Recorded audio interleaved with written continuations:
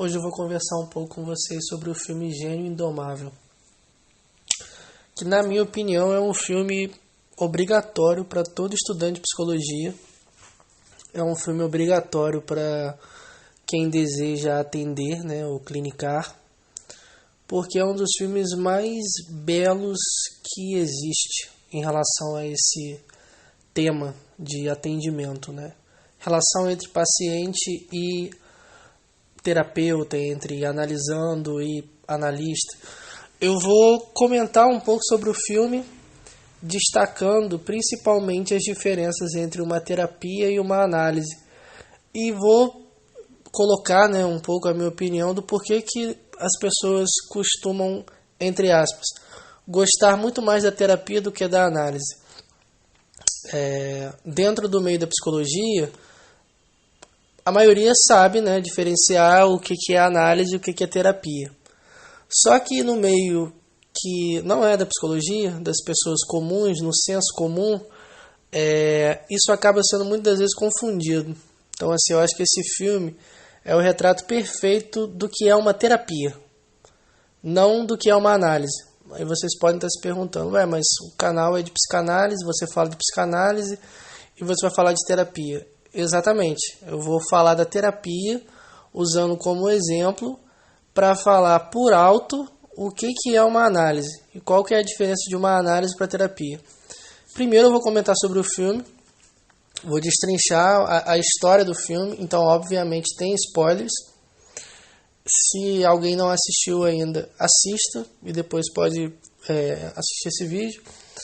O filme conta a história de Will. Ele trabalha numa escola como faxineiro. Ele é um rapaz, um jovem, deve ter entre seus 18 e 22, 23 anos de idade. Um dia ele está ali cuidando da escola, varrendo, passando pano e tal.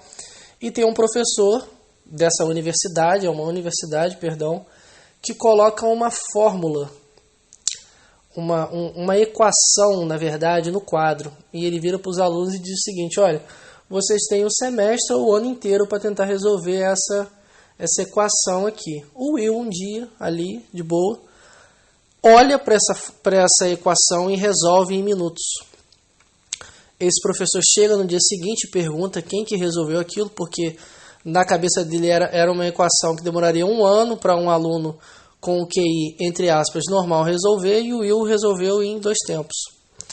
Então, o Will é descoberto, um gênio. Ele é realmente um gênio, assim, não apenas da matemática, mas de outras ciências também. Ele é um cara que ele lê muito, ele ele visita muito bibliotecas, ele tem um conhecimento absurdo, não só na matemática, mas na história, economia, filosofia, antropologia. Ele é um gênio mesmo. O filme retrata ele como um gênio, só que um gênio indomável, ele tem muitos acessos de raiva, ele é muito arrogante. Algo que é interessante também é que os amigos dele são pessoas, entre aspas, que não são tão inteligentes assim, que não são letrados, que não têm conversas difíceis ou conversas intelectuais, Eles trabalham numa espécie de uma obra, como se fosse, aqui no Brasil, como se fosse ajudante de pedreiro, digamos assim, Então, assim, os amigos dele são simples e ele é esse gênio. Só que o professor dessa universidade quer lançá-lo academicamente, É um nome muito forte, um rapaz de 20 e poucos anos, que tem uma genialidade absurda, só que tem um problema. Ele é muito temperamental. Eu estou usando esse termo temperamental de propósito. O que esse professor de universidade faz? Conversa com o Shawn, que é interpretado pelo Robin Williams, que é um psicólogo e professor também. E ele vira pro Shawn e diz o seguinte: olha, nós temos um cara aqui que é muito inteligente e eu gostaria que você atendesse ele. Só que o Will, que é esse gênio, logo na primeira sessão os dois têm um embate. Assim, ele não fala, ele não quer falar ali na terapia. Só que aos poucos o Shawn vai conquistando. É um dos filmes mais incríveis porque toda a história do Will gira em torno de abandono, gira em torno do padrasto dele que agredia fisicamente ele, que praticamente torturava o garoto. Ele é um rapaz que ele tem dificuldade de confiar nas pessoas, ele é arrogante, ele não consegue estabelecer laços ou vínculos duradouros com mulheres, por exemplo, e o Sean conversa com ele. O Sean conta coisas sobre ele, que a esposa dele morreu, as coisas que ele fazia com a esposa, o amor que ele tinha com a esposa, e o Will também conta. Então, assim, nessa terapia é uma espécie de uma troca. É quase uma relação que o Hannibal tem com a Clarice, do tipo, eu te conto coisas e você me conta coisas. Então, assim, os dois meio que vão se conquistando. Só que, claro, tem uma licença poética, né, porque a terapia não funciona dessa forma, mas a relação que os dois estabelecem, o vínculo terapêutico que os dois estabelecem, é tão forte que o Will, no final do filme, é um dos finais mais belos que existe para mim na história do cinema, assim, de filmes, é que ele vai se compreendendo. Então, assim, o Sean tem várias características e várias atitudes que um analista, por exemplo, jamais poderia ter. Por isso que esse filme causa, ao mesmo tempo, um incômodo a alguém que é da psicanálise, do tipo, nossa, por que ele está fazendo isso? Nossa, isso na análise não poderia acontecer de hipótese nenhuma. Ou, nossa, que atitude que ele está tendo com esse paciente, isso não poderia ser feito na análise. E, ao mesmo tempo, quem assiste o filme se apaixona justamente por esse tipo de terapia. Vamos colocar aqui, entre aspas, esse tipo de terapia. Primeiro, assim de tudo, se me perguntasse qual que é a maior diferença entre uma análise e uma terapia, eu colocaria 3 pontos. Primeiro, a condução é completamente diferente. A transferência, o que para a terapia é um vínculo terapêutico, que é o que a gente consegue ver com clareza nesse filme. E terceiro, é a proposta. A proposta de uma terapia é completamente diferente de uma proposta de uma análise. Eu vou falar um pouco da terapia e eu vou sempre pontuando com a análise para fazer essa diferenciação. Primeiro, a transferência para a psicanálise, lógico, existe inúmeras conceituações em torno desse conceito que é dificílimo e essencial para a compreensão de uma análise propriamente dita. Transferência e associação livre, principalmente. E o que o Lacan vai chamar de lugar de suposto saber, do sujeito suposto saber, mas eu não vou entrar tanto no Lacan. Eu vou entrar mais na clínica freudiana mesmo, na análise, entre aspas, propriamente dita, né, que o Freud meio não, né, construiu na sua teoria. Essa transferência é uma transferência simbólica. O analista ele ocupa um lugar simbólico. Tem ali o inconsciente, que é um só, que o Naso vai falar bastante sobre isso. Mas a posição que o analista ocupa é uma posição que há um certo afastamento das suas paixões, dos seus desejos e dos seus sentimentos. Dito de outro modo, o analista ele se coloca numa posição não de sujeito, mas de uma função. Então, assim, o analista ele exerce uma função. A pessoa do terapeuta, por exemplo, ao meu ver, coloca muito dele ali também. Então, por exemplo, digamos que tenha um paciente que esteja com uma crise de pânico, por exemplo, ou com uma fobia muito grande de entrar em elevador. Um analista, por exemplo, ele jamais entraria no elevador com esse paciente como parte de uma técnica de enfrentamento. Um terapeuta poderia fazer isso. Uma pessoa, por exemplo, que tem um medo absurdo de dirigir, de bater o carro ou algo do tipo, um terapeuta poderia entrar no carro com esse paciente no banco do passageiro, como uma forma de técnica de enfrentamento, ter, né, esse momento ali. Um analista jamais faria isso. Tipo, a posição que um analista ocupa é uma posição que às vezes é muito dura para o próprio analista. Por quê? O analista é uma pessoa também. Pessoas têm sentimento, pessoas criam empatia, têm vínculos umas com as outras. Quando você conhece alguém, há uma certa identificação, há uma certa transferência ali. Então, muitas vezes do seu próprio paciente pode ter algo que remete à sua filha, algo que remete à sua mãe, algo que remete ao seu pai, algo que remete a uma ex-namorada, algo que remete a um professor que você teve. Então, assim, o analista também não está livre dessas transferências imaginárias aqui, dessas trocas.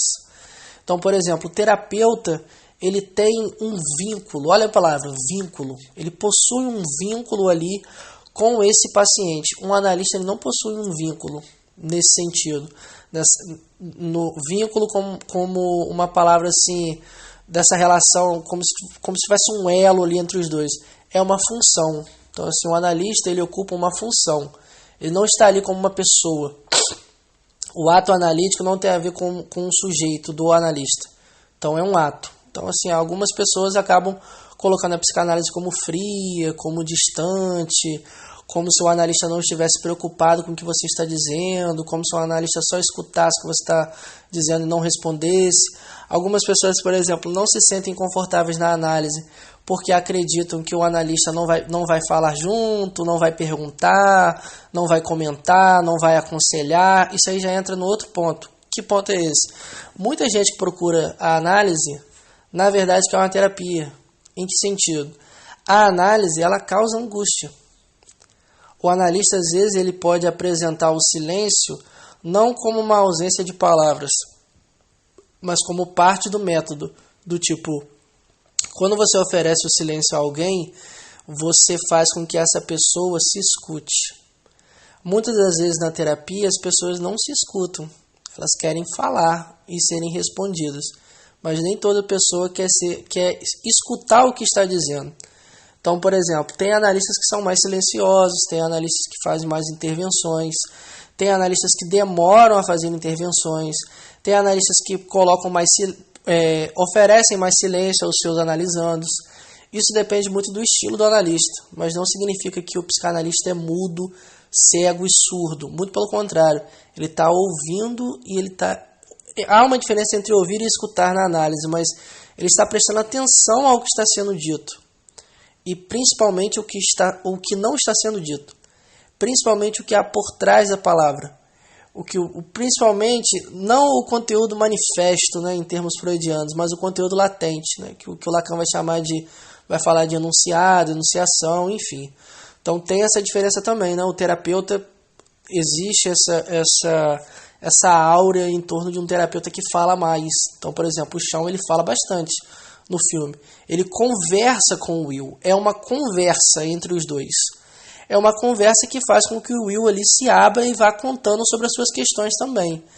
Na análise, o analista não conversa com o paciente. Então, assim, já é outra diferença também.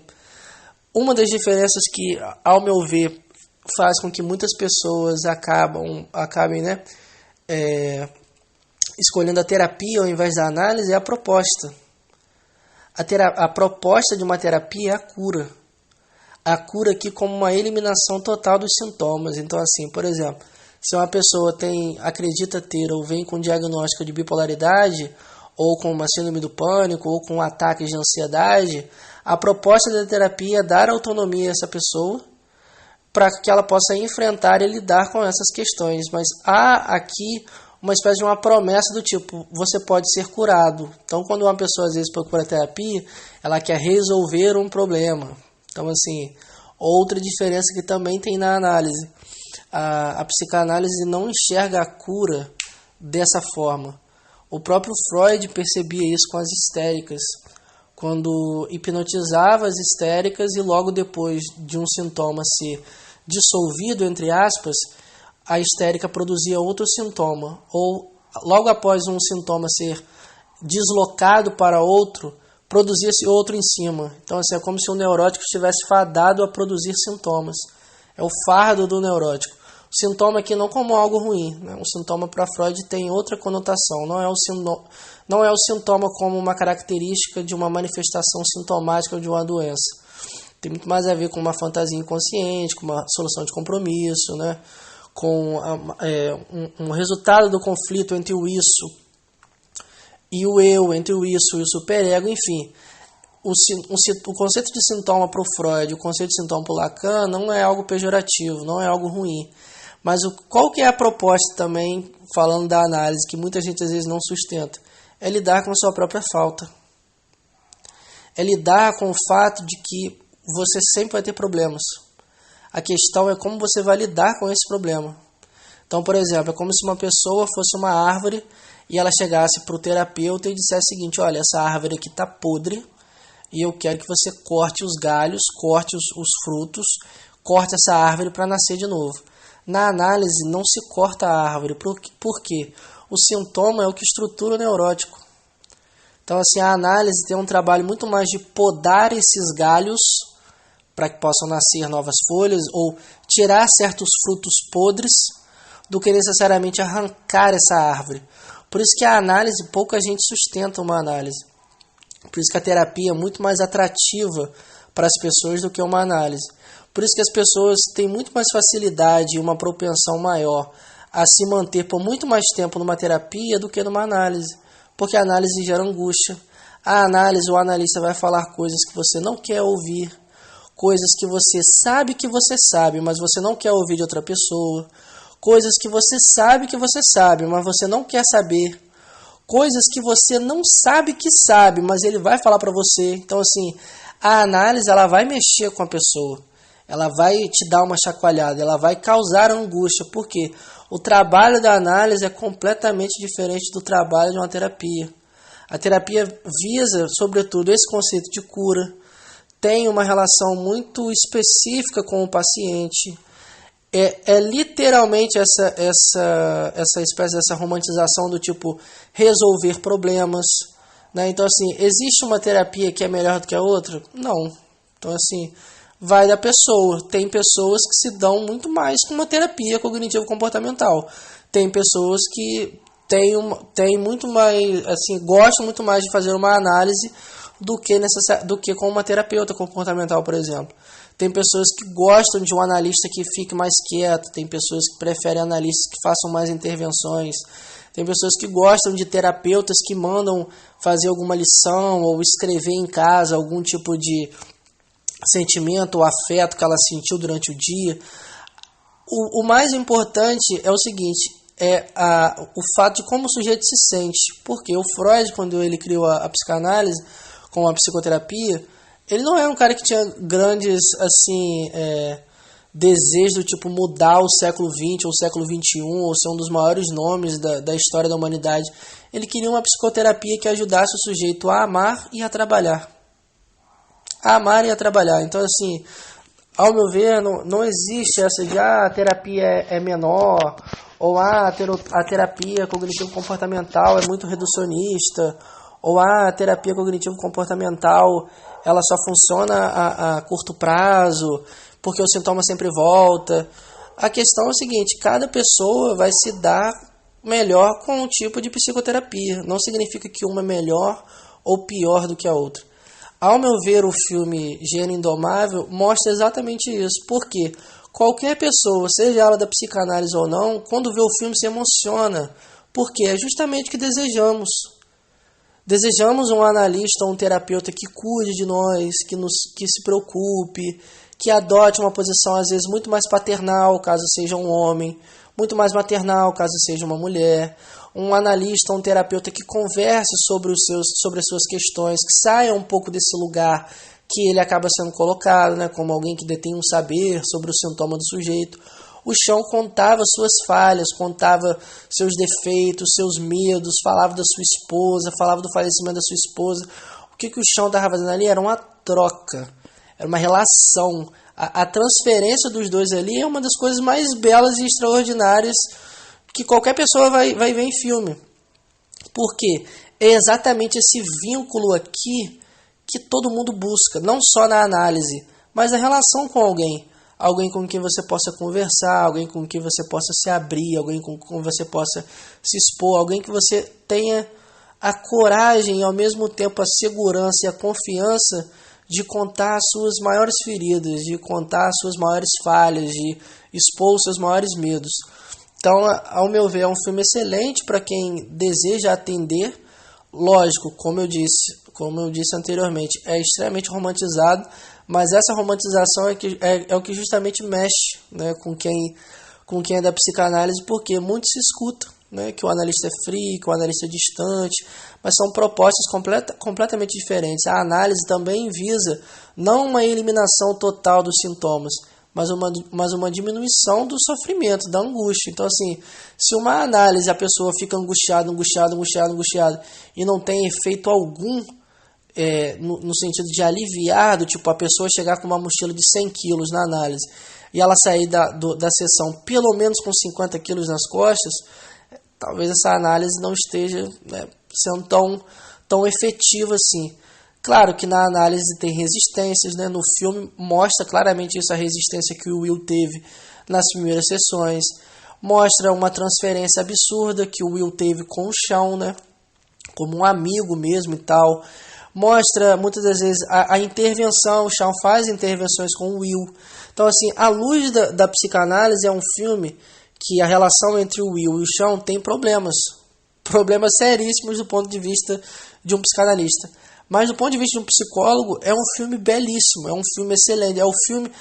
Eu acredito que se fosse colocar o Shawn numa corrente teórica da psicologia, ele com certeza seria um terapeuta humanista, do tipo Carl Rogers, né? Terapia centrada na pessoa, empatia, porque assim é um filme belíssimo, belíssimo, belíssimo.